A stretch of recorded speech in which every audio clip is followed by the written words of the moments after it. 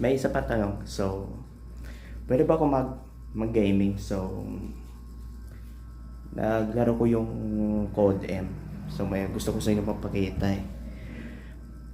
Pero, napaka-lag talaga. So, papakita ko sa inyo.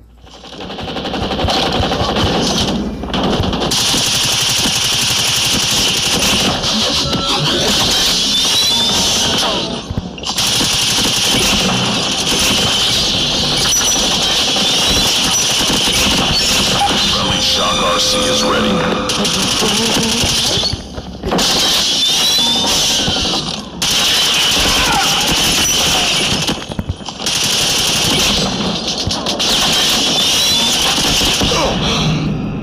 Yan, napakita nyo yung pinost ko sa TikTok. And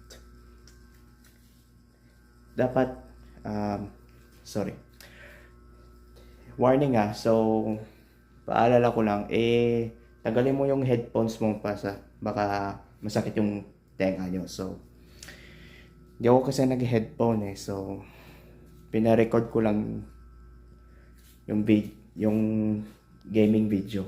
So paalala lang, so take up your headphones, whatever. So peace. I'm so chubby.